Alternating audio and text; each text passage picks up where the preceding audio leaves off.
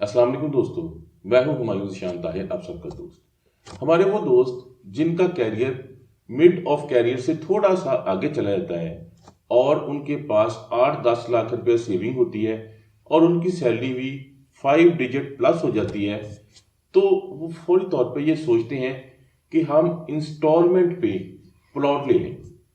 ये बड़ा चॉकलेटी सा वर्ड है, बड़ा लुक्रेटिव है, बहुत सुनने को अच्छा लगता है। लेकिन मैं आपको अपने एक्सपीरियंस से, जो कि हमारा फैमिली बिजनेस है, 1985 से चल रहा है, उसकी बेस पे मैं आपको ये बताना चाहता हूँ कि इसमें बहुत ज़्यादा रिस्क फैक्टर इन्वॉल्व है।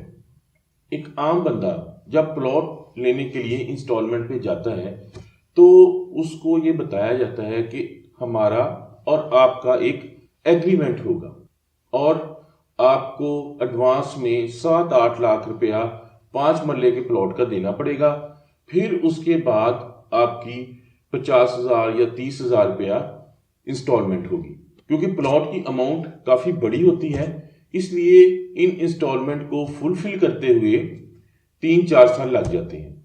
अब इसमें रिस्क फैक्टर क्या इन्वॉल्व है कि जैसे सपोज आप गाड़ी लेने जाते हैं तो आप इंस्टॉलमेंट पे करते हैं, लेकिन गाड़ी में गारंटर कौन है? बैंक है। अगर सपोज बैंक के मैनेजर को कुछ हो जाता है, खुदा न खास्ता, तो आपकी गाड़ी की इंस्टॉलमेंट पे, आपके प्लान पे या आपकी वैल्यू पे कोई फर्क नहीं पड़ेगा। लेकिन सपोज डेवलपर बहुत अच्छा है, उसकी नीयत बहुत अच्छी है और उसने जो प्लान सोचा हुआ है वो भी वो फुलफिल कर देगा, लेकिन फिर भी दरमियान में कोई भी गारंटर नहीं है। खुदा न खास्ता डेवलपर को कुछ हो जाए तो उसके बाद उस हाउसिंग सोसाइटी का जिम्मेदार कौन होगा? अब मैं आपको इसका सोल्यूशन बताता हूं। हमने जज्बाती होके प्रॉपर्टी को नहीं बाय करना।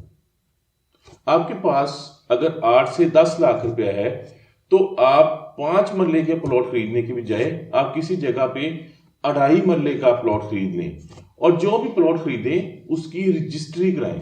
रजिस्ट्री के बगैर कोई प्लॉट, कोई प्रॉपर्टी सिक्योर नहीं है।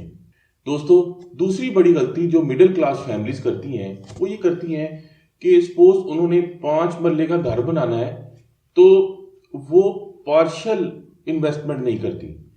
वो सोच लेती हैं कि 5 मरले का घर जो है वो 80 लाख से 1 करोड़ रुपए में बनना है, तो वो इस दौड़ में लग जाते हैं कि हम जो है वो 80 लाख रुपया या 1 करोड़ रुपया इकट्ठा करना शुरू कर दें। तो उनको मैं ये सजेस्ट करता हूं कि आप बिल्कुल ऐसे ना करें। अपने जो अमाउंट है उसको छोटी छोटी इन्वेस्टमेंट में डिवाइड करें। जैसे 2.5 मरले के आप 5 या 7 प्लॉट ले लें। उसका क्या फायदा होगा कि जितनी आपके पास सेविंग होती जाएगी उस हिसाब से आप एक प्लॉट ले लें। फिर उसके बाद जब आपके पास नेक्स्ट प्लॉट की सेविंग हो तो आप दूसरा प्लॉट ले लें। इसके इनवर्स अगर आप इकट्ठा लेने की कोशिश करेंगे तो जब आपने ये टारगेट रखा हुआ कि 80 लाख रुपया आपने इकट्ठा करना है, जब आपके पास 60-70 लाख रुपया होगा तो जो आपके पास 60-70 लाख के बजट की चीज है वो उस वक्त तक 3-4 साल में जो है वो 1 करोड़ 40 लाख में चली जाएगी और आप कभी भी उसको मीट नहीं कर पाएंगे। दोस्तों, छोटे प्लॉट्स के यूनिट में फायदा ये होता है कि इनके रेट बड़े यूनिट से ज्यादा बढ़ते हैं। जैसे 2.5 मरले और 5 मरले के प्लॉट ज्यादा बढ़ते हैं। इसकी रीजन ये है कि ये हर एक की कुफ्ते खरीद में होता है। इसके बायर ज्यादा होते हैं, इसके खरीदार ज्यादा होते हैं। जब किसी चीज की डिमांड ज्यादा होती है तो उसका रेट बहुत जल्दी ऊपर जाता है।